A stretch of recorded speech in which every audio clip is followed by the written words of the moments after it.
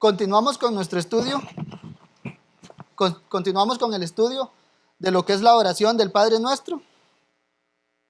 Ya hemos abarcado casi la totalidad de las preguntas del catecismo. Hoy vamos a concluir entonces con lo que es la doxología y la conclusión de cómo lo aborda el catecismo.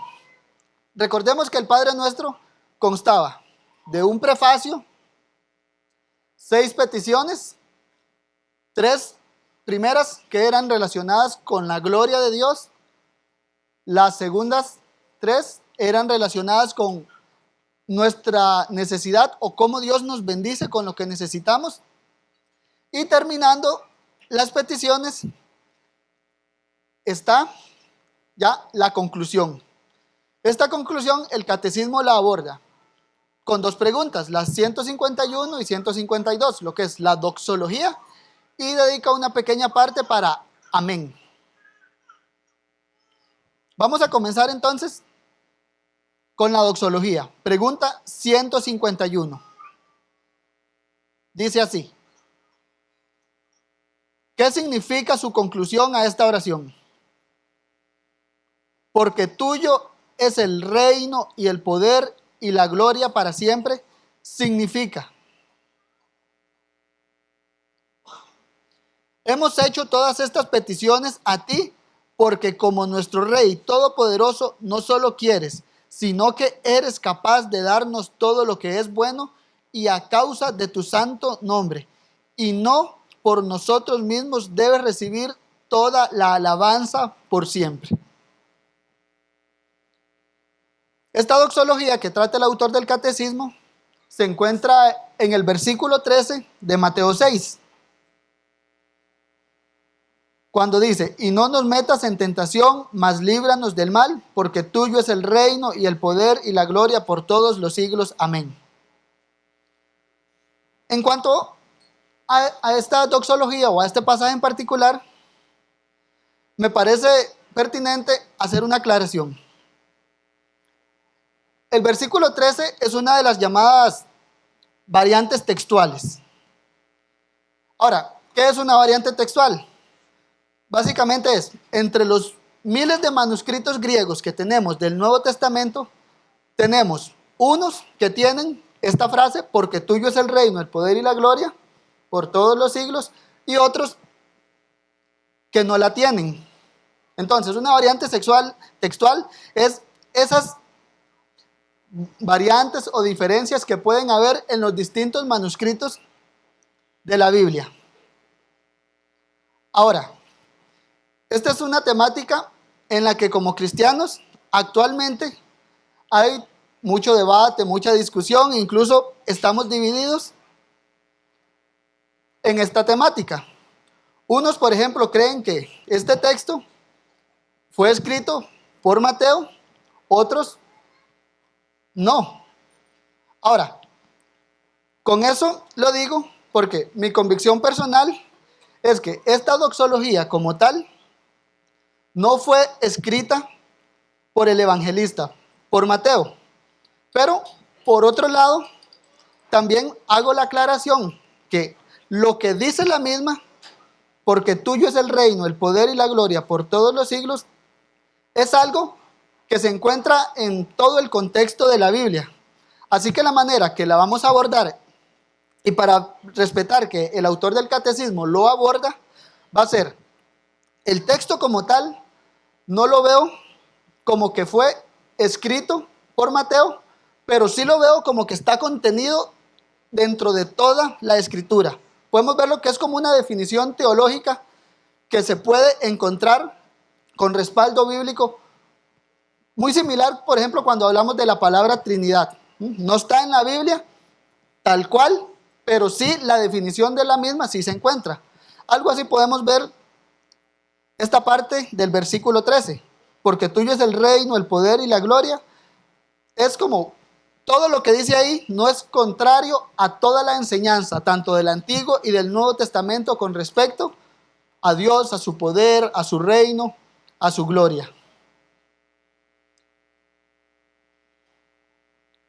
Con eso en mente, entonces, podemos empezar a ver cómo, por ejemplo, la Biblia en un sentido nos habla de qué, de que debemos alabar a Dios. Una doxología es eso, una alabanza a Dios.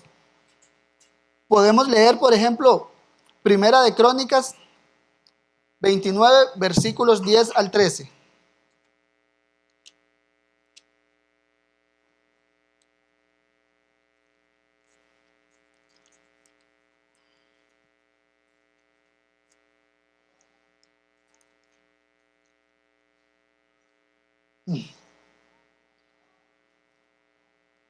Primera de Crónicas 29, versículos 10 al 13. Es, por ejemplo, es para que veamos un ejemplo de cómo el rey David, después de coronar a su hijo Salomón, ¿qué hace? Una doxología a Dios o una alabanza. Versículo 10 dice así: Asimismo, se alegró mucho el rey David y bendijo a Jehová delante de toda la congregación y dijo: Bendito seas tú, oh Jehová, Dios de Israel, nuestro Padre, desde el siglo y hasta el siglo. Tuya es, oh Jehová, la magnificencia y el poder, la gloria, la victoria y el honor. Porque todas las cosas que están en los cielos y en la tierra son tuyas. Tuyo, oh Jehová, es el reino, y tú eres excelso sobre todos. Las riquezas y la gloria proceden de ti, y tú dominas sobre todo. En tu mano está la fuerza y el poder, y en tu mano el hacer grande y el dar poder a todos. Ahora pues, Dios nuestro, nosotros alabamos y loamos tu glorioso nombre. Eso es, como vemos, una doxología, una alabanza hecha a Dios. ¿Por qué? Por lo que es Él. Tuya es la magnificencia, el poder, la gloria, la victoria. De ti proceden todas las cosas, tú dominas. Ya, ¿qué hace David? Recuerda el poder de Dios, los atributos de Dios y alaba el nombre de Dios. De esa manera, ¿cómo? Que conozcan de los atributos de Dios. Esta parte entonces de Mateo, veámosla así. Una alabanza a Dios, ¿por qué? Porque de Él es el reino, de Él es el poder. Y así, veamos entonces cómo la respuesta del catecismo nos dice. ¿Qué significa tuyo es el reino, el poder y la gloria? Dice, significa, en el contexto de la oración, hemos hecho todas estas peticiones a ti como nuestro Rey Todopoderoso. No solo quieres, sino que eres capaz de darnos todo lo que es bueno, y a causa de tu santo nombre y no por nosotros mismos debes recibir toda la alabanza por siempre. Entonces, aquí vemos dos cosas básicas en esta respuesta. Uno, que se alaba a Dios, ¿por qué? Porque quiere y puede hacernos el bien. Y segundo, se alaba a Dios porque Él lo merece. Entonces, veamos esto primero. Se alaba a Dios porque quiere y puede hacernos el bien. Hemos hecho todas estas peticiones a ti porque como nuestro Rey Todopoderoso no solo quieres, sino que eres capaz de darnos todo lo que es bueno. El autor del catecismo entiende que nosotros como cristianos en oración nos dirigimos a Dios. ¿Con qué confianza? Con que Él quiere y puede darnos todo lo que es bueno. Por eso, esto es como lo que cubría, por decirlo así, la luz de las peticiones. Siempre se expresaban en la respuesta en un ayúdanos a, o danos, ayúdanos a someternos. ¿Por qué? Al pedir a Dios cosas conforme a su palabra, como Él lo enseñó, debemos tener claro, primero, que son cosas buenas. Y por ende, Dios quiere y puede darnos eso que es bueno, que le pedimos en oración. Leemos Romanos 10:12.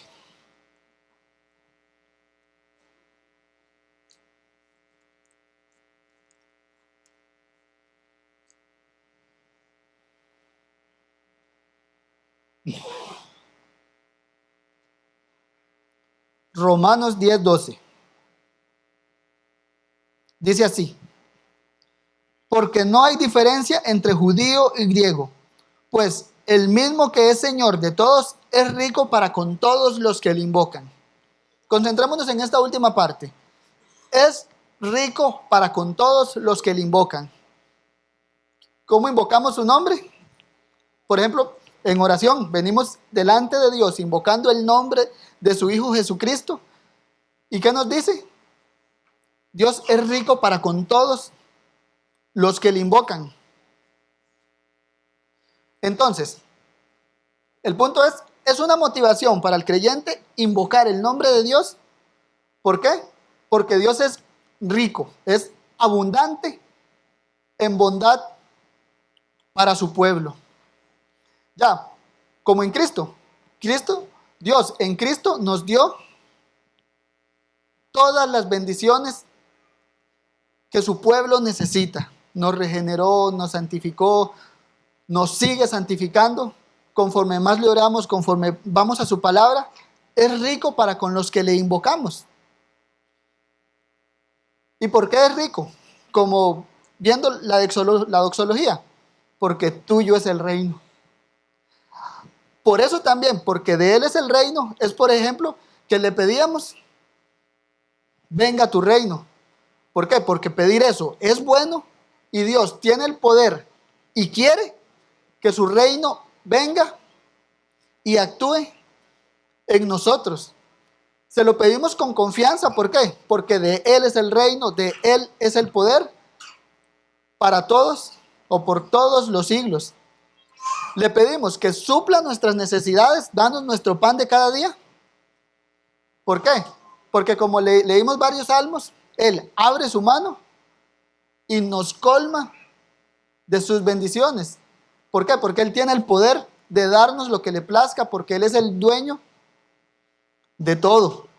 Asimismo, le pedimos que nos libre del mal, porque de Él es el poder. Él tiene el poder incluso sobre el maligno.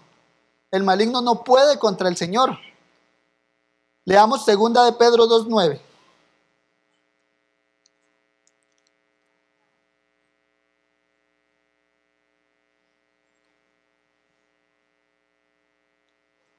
Segunda de Pedro, capítulo 2, verso 9.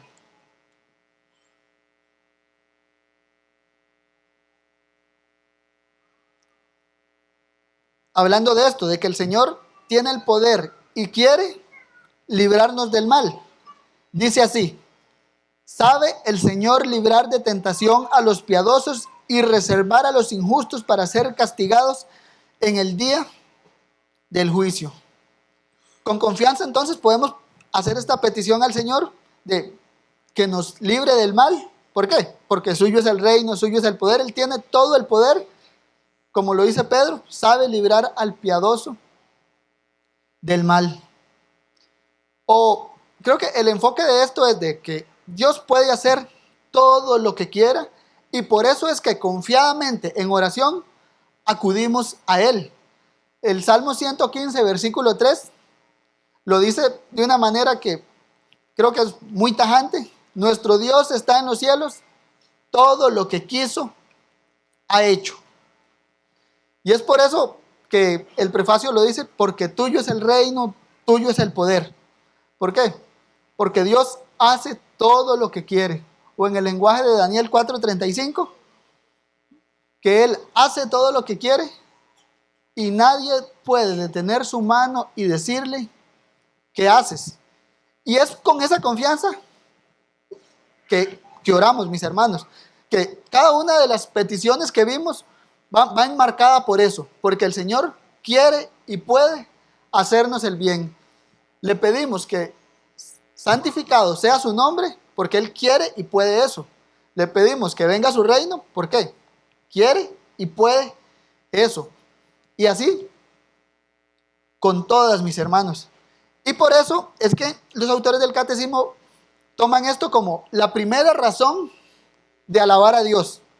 Nosotros oramos, pero después terminamos alabando a Dios. ¿Por qué? Porque quiere y puede hacernos el bien.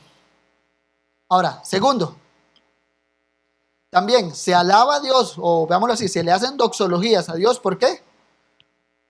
Porque lo merece. La respuesta del catecismo decía así: a causa de tu santo nombre y no nosotros mismos debes recibir toda la alabanza por siempre. No solamente alabamos a Dios por el bien que nos da, sino lo alabamos por lo que Él es. Y Él es santo, el que merece toda gloria.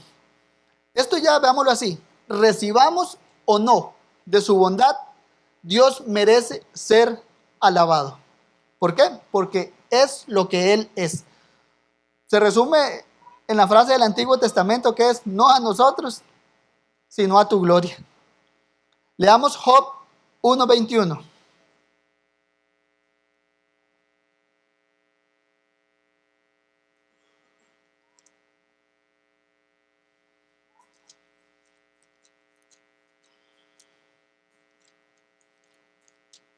Job 1:21. Después de que Job se quedó sin nada, él dice así: y dijo, desnudo salí del vientre de mi madre, y desnudo volveré allá.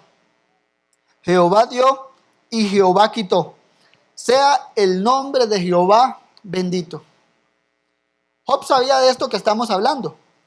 ¿De qué? De hacer doxologías o alabar a Dios, recibiendo de Él, o de lo contrario, no solo no recibiendo, sino más bien Dios quitándonos lo que nos ha dado. ¿Y qué hacemos ante eso? Tenemos el vivo ejemplo de Job, que es: alabemos a Dios por lo que Él es. Jehová dio, Jehová quitó. Sea el nombre de Jehová bendito. La convicción de Job era que el nombre de Dios debía ser bendecido por su pueblo, y la expresó ¿en qué? En una doxología. De manera similar, el catecismo de hecho lo aborda así: a como iniciamos pidiendo, por ejemplo, por la gloria de Dios, por la santidad de su nombre, ahora en esta volvemos a traer eso a memoria de la santidad del nombre de Dios, enfocado en merece ser alabado. Ya sea que Dios nos bendiga o no nos bendiga, debemos tener claro como creyentes que Dios merece toda alabanza. Leamos Romanos 11:36.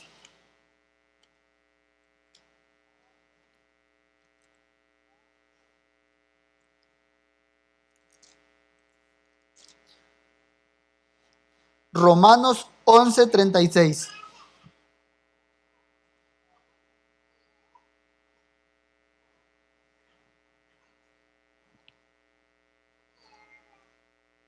Después de explicar el Evangelio, el apóstol Pablo lo termina así: porque de Él y por Él y para Él son todas las cosas, a Él sea la gloria por los siglos de los siglos. Amén. Veámoslo cómo lo expresa Pablo. Pablo trata de englobar todo, que todo gira alrededor de Dios, es la idea. Porque de Él, por Él y para Él. Traigamos eso al contexto de la oración. Oramos, lo alabamos, ¿por qué? Por Él, de Él, para Él, son todas las cosas.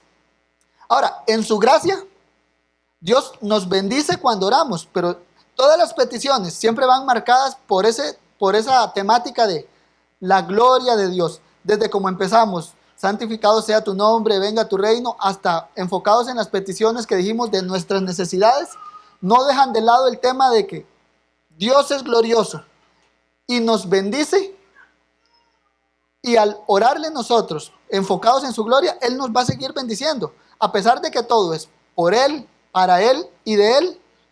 Para nosotros es de bendición tener ese enfoque y no perderlo, porque Dios nos bendice cuando Él es glorificado. Ahora, con eso, ¿qué es lo que creo que trae a nosotros?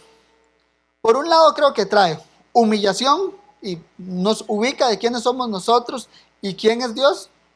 Y por otro lado también nuestra fe recibe apoyo firme ¿en qué? En que todo es de Dios, en que de Él es el reino, de Él es el poder. Y si pedimos entonces con eso, podemos tener la seguridad de que vamos a ser bendecidos. ¿Por qué? Porque oramos teniendo la convicción clara de quién es nuestro Dios, de quiénes somos nosotros y quién es nuestro gran mediador. Y ya con eso nuestra fe es fortalecida. Por ejemplo, aquí mediante el medio de gracia que es la oración. Ahora, con esto terminamos lo que es la pregunta 151 de la doxología. Ahora pasamos a la pregunta 152. Dice así: ¿qué expresa esta pequeña palabra amén? Dice, amén significa, esto seguramente ocurrirá. Es aún más seguro que Dios escuche mi oración que lo que yo siento en mi corazón, o más que lo que yo realmente deseo, lo que he orado. Esta parte como tal, veámoslo así, no forma parte en sí de la oración en el sentido de que terminamos la oración, oramos, terminamos diciendo amén. Ahora, repasemos. Amén. ¿Qué significa? La definición creo que la gran mayoría de nosotros hemos escuchado significa así sea. Cuando decimos amén, estamos asintiendo lo que acabamos de escuchar, de leer o de ver con respecto a lo que se nos ha enseñado de Dios. Y entonces afirmamos eso con un amén o con un así sea. O en palabras del catecismo, significa esto seguramente ocurrirá. La idea es denotar la plena certeza de lo que se ora, la plena confianza de a quién le estamos orando. ¿Por qué? Porque Dios quiere, dijimos, y puede bendecirnos. Y por eso decimos amén. Esto seguramente ocurrirá. En el contexto bíblico, esto se usa, ya sea para la oración, como lo dice Pablo en 1 Corintios 11. ¿Cómo van a decir amén? Dice, si no entienden lo que están diciendo. O el pueblo de Israel lo usaba, por ejemplo, para cuando afirmaban su compromiso con Dios o cuando decían una verdad divina, el pueblo la afirmaba con un amén. Leamos, por ejemplo, el Salmo 41:13.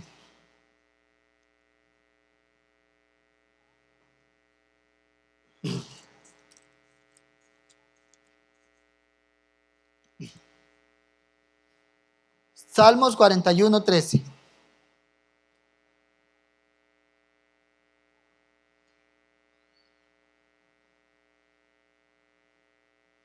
Dice así: bendito sea Jehová, el Dios de Israel, por los siglos de los siglos.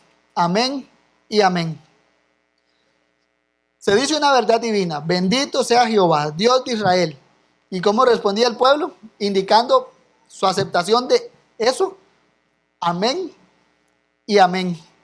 O también el pueblo usaba ese amén para dejar claro también el compromiso que ellos tenían con Dios y su palabra.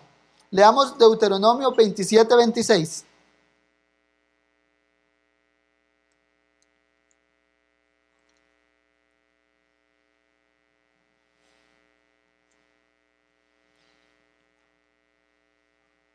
Vamos a leer la parte final. De hecho, en todo el contexto es el Señor, el pueblo afirmando su compromiso con lo que Dios dice. Desde el versículo 15, por ejemplo, ¿cómo empieza? Maldito el hombre que hiciere escultura o imagen de fundición, abominación a Jehová, obra de mano de artífice, y le pusiere en oculto. Y todo el pueblo responderá y dirá, amén. Y el que dijimos, el versículo 26, después de una serie de sentencias y que el pueblo se comprometía y decía amén, dice, maldito el que no confirmare las palabras de la ley para hacerlas, y dirá todo el pueblo, amén. Entendámoslo como esto seguramente ocurrirá. Ya, el pueblo reconocía esto seguramente ocurrirá, que la maldición de Dios iba a venir sobre ellos, ¿sí qué? Sí, y respetaban lo que Dios ya les había dejado claro. Y es ahí que entendemos cómo los autores del catecismo claramente lo ven. Esto seguramente ocurrirá. También se puede ver como una respuesta que el pueblo daba cuando recibía enseñanza bíblica. Veámoslo en el Salmo 106, versículo 48.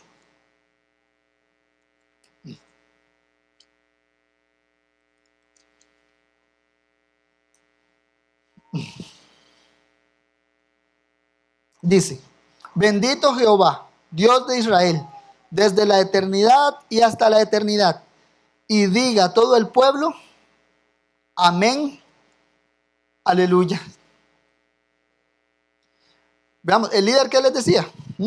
Bendito el Dios de Israel, y diga todo el pueblo, amén, así sea. Entonces, enfocando esto es, tal cual lo dice el catecismo, esto seguramente ocurrirá.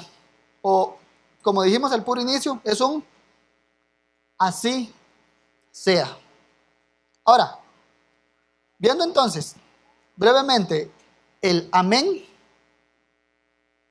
el catecismo decía que amén, ya tenemos la confianza de decir amén cuando oramos. ¿Por qué? Porque es seguro que ocurre. ¿Por qué? Dice, es aún más seguro que Dios escuche mi oración que lo que yo siento en mi corazón. Y podemos decir, es aún más seguro que Dios escuche mi oración o que Dios desee lo que yo estoy orando mucho más de lo que yo lo deseo. Primero, entonces, veámoslo eso. Veamos esas dos partes. Es seguro que Dios escuche mi oración más de lo que yo siento en mi corazón, y es más seguro que Dios desee lo que yo estoy orando conforme a su palabra mucho más que lo que nosotros lo deseamos cuando oramos. ¿Por qué? Porque Dios es bueno. En eso creo que lo resumimos todo. Dios nos escucha en Cristo, lo sintamos o no lo sintamos en nuestro corazón. ¿Por qué? Porque Dios está comprometido con su palabra, con lo que Él mismo estableció con Cristo en el pacto de gracia. Así que es de seguro que Dios va a escuchar las plegarias de su pueblo en Cristo.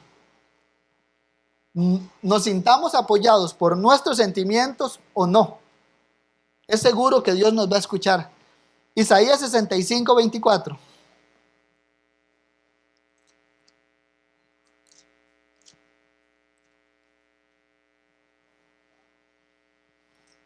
Isaías 65, 24.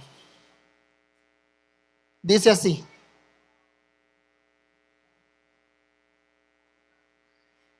y antes que clamen, responderé yo. Mientras aún hablan, yo habré oído. Repasemos brevemente lo que hemos visto en días pasados. Es seguro, por ejemplo, que Dios escuche nuestras plegarias y nuestras súplicas, porque dijimos que una de las formas que Dios ha establecido para llevar a cabo su voluntad es Él mismo decretar o establecer la oración como el medio por el cual lleva a cabo su voluntad. Y por eso tenemos plena certeza, mis hermanos, que es lo que quiero que nos quede claro, de que Dios nos escucha. De aquí lo que quiero que entendamos entonces es que a la hora de orar, quiera el Señor bendecirnos ¿con qué? Con más fe, por encima de nuestros sentimientos. Porque a todos nosotros alguna vez nos ha pasado o nos pasa o nos está pasando que oramos y no nos sentimos escuchados. Ahora, o eso nos puede pasar creo que en cualquier área. Muchas veces no nos sentimos hasta perdonados, pero confiamos en lo que Dios ha dicho. Si Dios ha dicho hay perdón en Cristo, nos sintamos o no sintamos perdonados, hay perdón para el que está en Cristo. Y asimismo, el que está en Cristo, sus oraciones son escuchadas, nos sintamos o no nos sintamos escuchados. Como lo dice el profeta, y mientras aún hablan, yo habré oído. Ya, Dios dijo que escucha a su pueblo y creamos. Es así. Por eso aquí hay un llamado, ¿a qué? A que nuestra fe descanse en Dios y en su palabra, y no en nosotros mismos, no en lo que yo sienta, no incluso en mi propia fe, sino nuestras oraciones descansan en lo que Dios ha dicho. También el Señor, cuando nos enseñó a orar de esta manera, veámoslo así, es hasta cierto sentido Dios mostrándonos a nosotros lo que hay en su corazón. Dijimos que la oración es cuando nosotros venimos y derramamos nuestro corazón, ya nuestros deseos, delante del Señor. Y Cristo nos enseña cuáles deben ser nuestros deseos cuando oramos. Santificado sea su nombre, venga tu reino, hágase tu voluntad. Tener claro que nos dirigimos a nuestro Padre en los cielos. Pero en otro sentido, Jesús, al enseñarnos cómo quiere nuestro Padre que le oremos, lo que nos está diciendo, así es, esta es la voluntad de mi Padre. Esto es lo que hay en el corazón de Dios, que es su gloria y el bien de su pueblo. Y con eso, ¿qué es lo que quiero que entendamos? Que hay plena seguridad, hermanos, de que Dios nos escuche. ¿Por qué? Porque todo lo que es Dios o su voluntad, lo que Él es, lo que Él quiere para su pueblo, se resume en Cristo.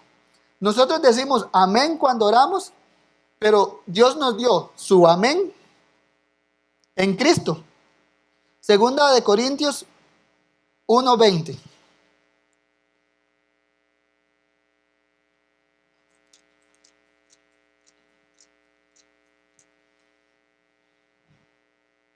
Segunda de Corintios 1:20. Dice, porque todas las promesas de Dios son en Él sí y en Él amén por medio de nosotros para gloria de Dios. En Él es en Cristo. El amén de Dios es Jesucristo. Y de ahí tenemos esa plena certeza de que nuestra oración o nuestro así sea está reforzado. ¿Por qué? Porque alguien ya dijo amén a las necesidades de su pueblo. Y es Dios Padre en Cristo. El reino vino y Dios dijo amén. ¿Cuándo qué? Cuando Cristo, arrepentidos porque el reino de los cielos ha llegado. Y con esa confianza de que Dios dijo amén en Cristo, es que nosotros también le suplicamos, venga tu reino, y decimos amén. Porque hay plena certidumbre de que Dios cumple sus promesas. Y por otro lado también es bueno entender esto que acabamos de decir, que en esta oración vemos reflejado el corazón de Dios. ¿Por qué? Porque lo que pedimos en oración a Dios, digámoslo así, en el Padre nuestro, Dios desea más eso que lo que nosotros lo deseamos cuando se lo pedimos. ¿Por qué? Porque lo que Dios nos enseña a pedir es bueno, es santo y es justo, ya es conforme a Él. Y en cambio muchas veces nosotros no somos conforme a eso. Por eso Dios está más deseoso de cumplir lo que le pedimos en oración que nosotros mismos. Por ejemplo, cuando le pedimos, venga tu reino, cuando quiera, gobiérnanos, Señor. Cuando le pedimos que nos libre del mal, Dios está más deseoso de librarnos del mal muchas veces que lo que nosotros mismos estamos. ¿Por qué? Porque muchas veces nuestro corazón está dirigido a querer el mal. Pero ya, pues en ese sentido es que quiero que entendamos eso. Dios está más deseoso de librarnos del mal que lo que nosotros se lo pedimos. ¿Y eso por qué es bueno que lo entendamos? Porque muchas veces ese deseo también está afectado por nuestros sentimientos. Muchas veces podemos desear más ciertas cosas santas que en otras ocasiones.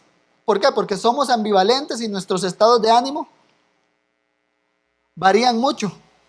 Dios está más deseoso de que venga su reino de lo que yo lo estoy. Dios está más deseoso de perdonarnos de lo que yo estoy dispuesto a ir a pedirle perdón.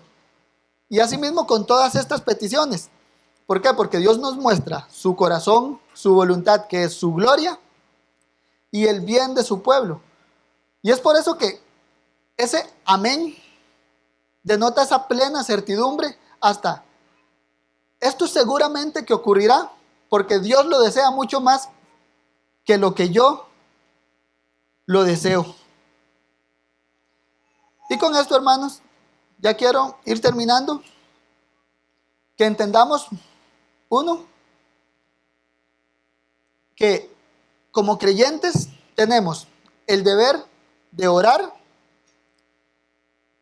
y no solo orar, sino entender lo que oramos a Dios, y no solo entender lo que oramos, sino prestar mucha atención a lo que otros oran.